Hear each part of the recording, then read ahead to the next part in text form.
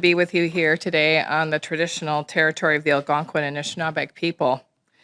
After 8 months of negotiations and weeks of intensive mediation, Air Canada and the Canadian Union of Public Employees flight attendants were unable to reach a tentative agreement. The government firmly believes that the best deals are reached by the parties at the bargaining table, and we will never stop believing that. Le gouvernement croit fermement que la meilleure entente de convention collective se conclut par les parties au moyen de la négociation. Nous ne cesserons jamais de croire en cela. It's not easy, but when parties put in the hard work at the table, Canadians are better off as a result. Ce n'est pas facile, mais quand les parties mettent de l'heure, ce sont les Canadiens qui en gagnent, sortent gagnants. However, in this instance, and despite resolution on a number of key items, this dispute will not be resolved quickly enough.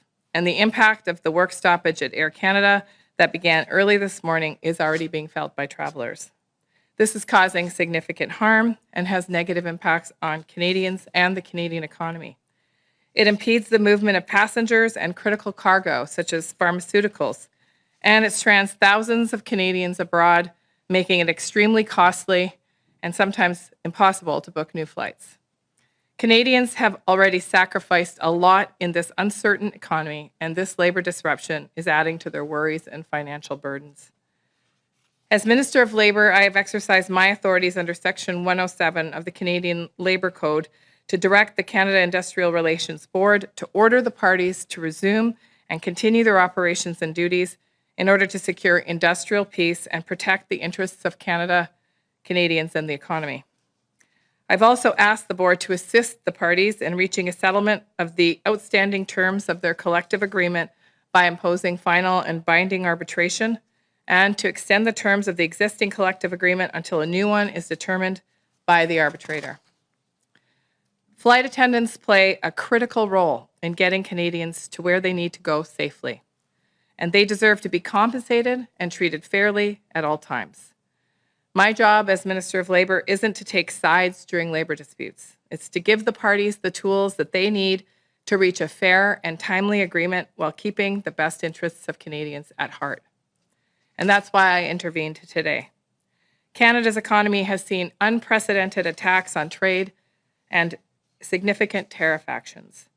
Amid these challenges, Canadians have been stepping up for months to support their friends and their neighbours and their local communities.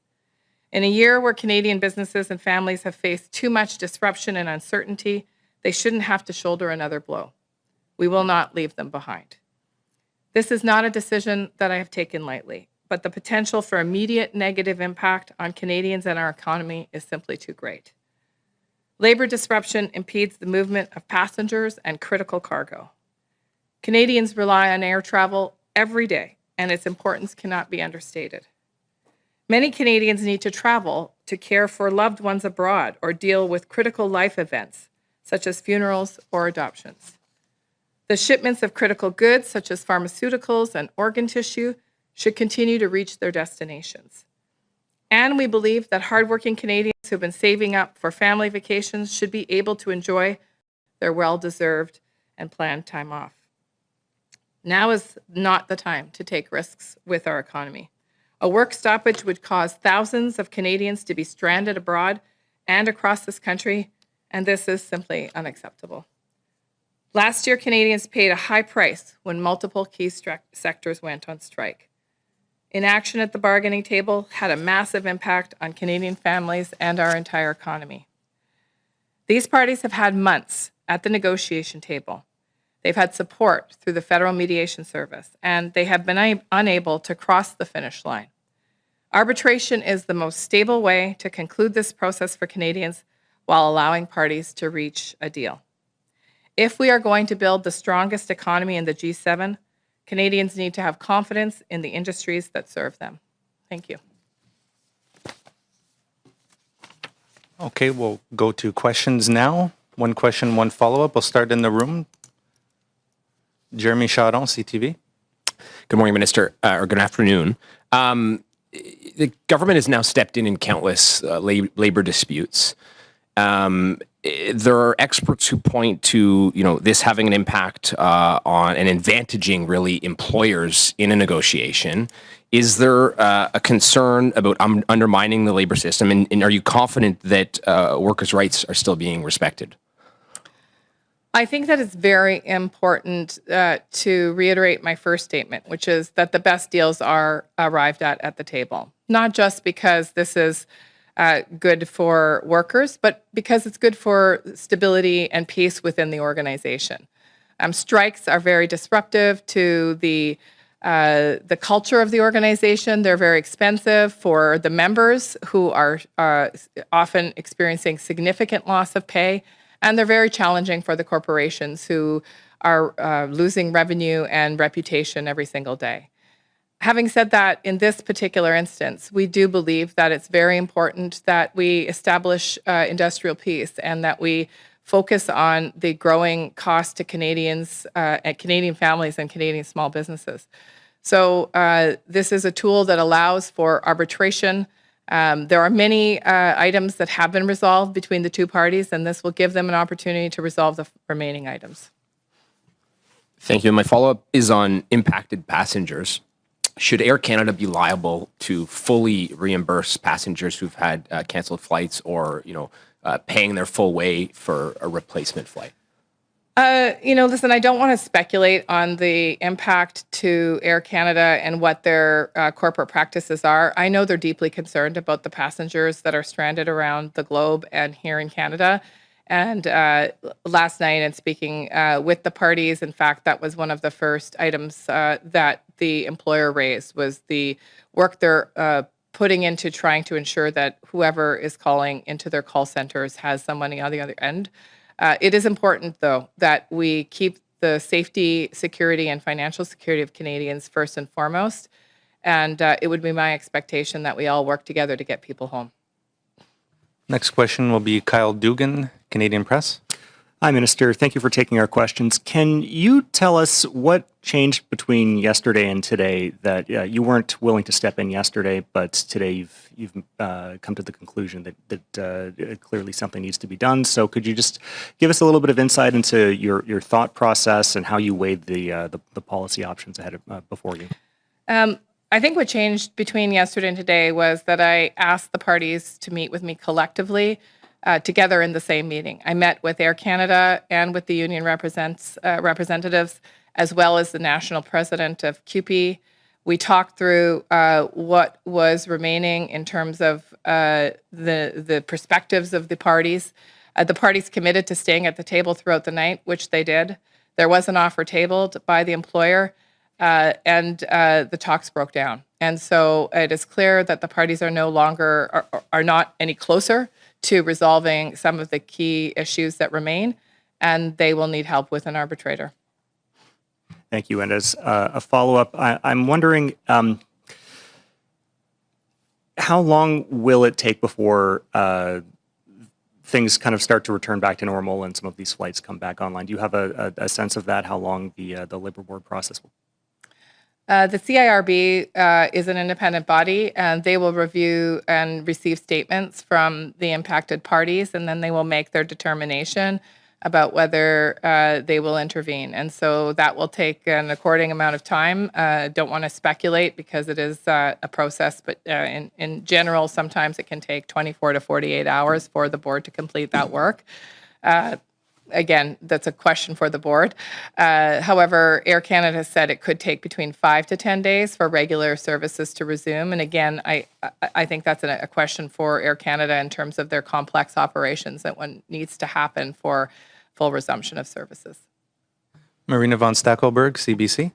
Hi, Minister. Unions are taking your government to court over your really unprecedented use of Section 107 of the Labour Code, which gives you the unilateral power to essentially, as you're doing today, order striking workers back to work. The unions say this is unconstitutional, that it violates the right to strike. Why does your government continue to use this Section 107? Well, actually, just recently, I think the CIRB affirmed that in one of the recent disputes, the use of 107 was constitutional. And of course, I know there are a number of pieces of litigation. But listen, in today's decision, this is about industrial peace and the safety of Canadians. Of course, any deal is is best if it's arrived at between the parties.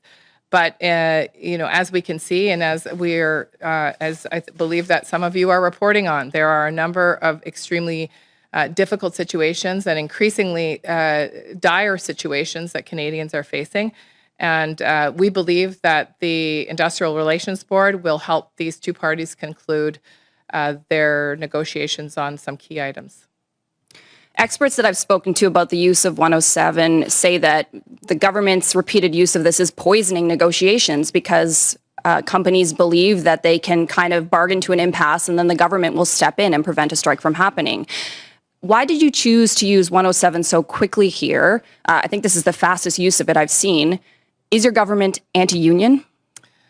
I absolutely reject the notion that our government is anti-union. In fact, under the previous Liberal government, we considerably strengthened the Canada Labour Code. We banned the use of replacement workers, and we stood side by side with unions in terms of supporting their work, not only in labour negotiations, but also in training and recruiting new members. And so this work will continue. We believe that unions are an essential part of a healthy and growing economy. However, in a case like this, where multiple efforts have been made to conclude an agreement that satisfies both parties, and it is clear that they are at an impasse, it is very clear they need some help in arbitrating the final items. We're now going to take questions from Zoom. If you have a question on Zoom, please raise your hand. S'il vous plaît, utilisez la fonction main levée pour signaler une question. Okay, our first question is from Tumata Trattori from Radio-Canada.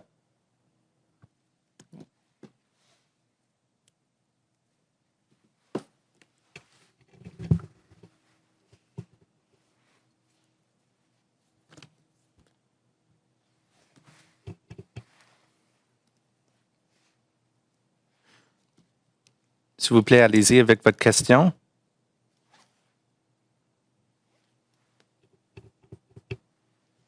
No. Okay, so could you just in French, because I'm from Radio-Canada, so how do you explain the use of 107? So could you explain it, but in French? Je peux essayer. Oui, les deux parties essaient pour beaucoup de mois d'arriver à une entente qui marche pour les deux parties. Mais ça, c'est impossible maintenant et nous devons aider les deux parties avec une autre utile. Merci beaucoup. Merci beaucoup pour l'effort en français. Merci. Okay, next we'll go to Ian Woods. Ian Wood, please go ahead.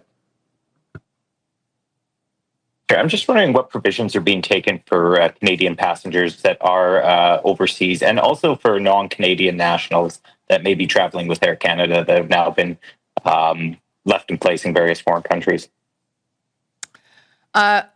Unfortunately, I don't think I can answer that question, but that is a question for Air Canada. I know Air Canada is working in a variety of different ways to support stranded travelers, but that is a question that I think the employer can answer best.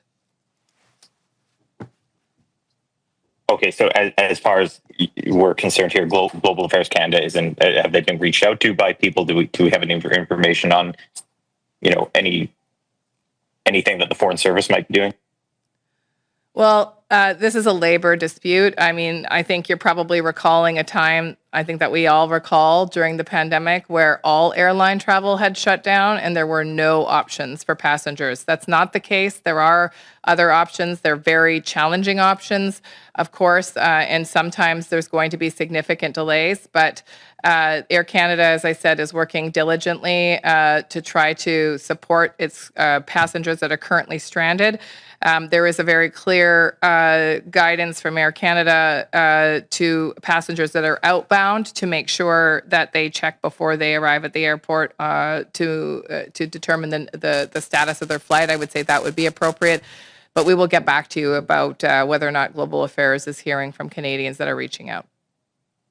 Thank you very much. We don't have any further questions on Zoom. Is there any further questions in the room? Kyle Dugan? Just in follow-up to what you had said about speaking with the two parties, how do you know that they wouldn't have been able to reach a deal had you allowed this to continue? The testimony from both parties gave me confidence that they are so far apart on a number of issues that they are going to need some additional help to reach an agreement in those areas. Could you just give an example or speak to something about the tone, or if there's one particular issue that you could highlight? I'm just looking for some kind of concrete point, I suppose. Yeah, I guess, I'm not going to negotiate in public on behalf of the parties. It's very important that those conversations happen between the parties. The CIRB is exactly the right place to help them finish. There are a number of items that have been concluded or that have been satisfied. In fact, in a public letter that the union distributed a number of days ago, they indicated as much. But there are some significant differences, and they have been. As I said, the parties worked throughout last night. There was another offer tabled by the employer. It was clear it was unacceptable at that point. The parties are very far apart. And so this additional help of an arbitrator will help them close that gap. Thank you. Are there any further questions in the room? Marina von Stackelberg, CBC. I know that there was a discussion about binding arbitration beforehand, and then you spoke with both the union and Air Canada. I guess I'm curious what changed to have you want to act in this way when you had gone to the union and said, are you interested in this? And the union came back and said, no, we firmly want to go on strike. I think what changed was the disappointing outcome of last night's talks. I mean, I met with the union and the employer last evening. I asked them to continue to meet throughout the night. The mediators were there assisting the parties. And this morning, the information that I received from the mediators is that the parties were still very far apart on a number of key issues. And it was clear that there was an impasse. An impasse means that, there obviously is a need for additional assistance. And I believe the CIRB is the best place to help them. And just for clarity, obviously you can continue to negotiate while you're on strike or while you're locked out. That's absolutely right. And I think that's a great reminder. Thank you. Parties could continue to negotiate, and they could still have the opportunity to come up with an agreement that satisfies the members and the corporation. So I'm just curious, are they negotiating today at this moment? My last information was that they were not. My hope is that they will continue to seek a resolution that is jointly arrived at together. Because, as I said in my opening remarks, the best agreement is the one that is found at the table, and not just for members or the corporation, but for the long-term peace and stability of the organization and its relationship with the employees. Listen, I have actually been an employer in a unionized environment previous to politics, and I can tell you that strike activity creates a very challenging environment to resume operations, and every employer needs good and stable relationships with its employees. So I do urge the parties to continue to talk, to continue to speak. There is that opportunity as we speak. It's never too late. And just quickly, obviously Canada Post and CUPE are set to return to negotiations this coming week. The previous Labour Minister invoked Section 107 to end a strike that was happening right before Christmas. Again, experts I speak to say that this use of 107 just kind of kicks the can down the road. And here again, once again, we have Canada Post, CUPE in a labour dispute. Are you concerned that this is what's going to happen here? Listen, I don't want to make any predictions about what will happen with another collective bargaining process. I think it's really important that Canada Post and the union, CUPE, resume their negotiations after a vote on the last offer that was rejected by their members. Now the organization has a very clear message from the members that indeed the union representation was speaking for the members, and so they have some hard work ahead of them. Jeremy Charon, CTV. If you just, I'm hoping you can clarify a bit of a logistical question for me. How long does this extend the collective agreement for, and how quickly do you expect this will get workers back on the job? So the board will make the determination of the extension of the current collective agreement, and I wouldn't want to speculate. And they will take their appropriate time to determine and respond to my request. I don't see any further questions in the room. We'll just do one last call on Zoom. If you have a question, please raise your hand now, please. S'il vous plaît, utilisez le lever la main. No, I'm not seeing any further questions. This concludes today's press conference. Thank you very much. Ceci conclut la conférence de presse aujourd'hui. Merci. Thank you very much. Thank you, Minister.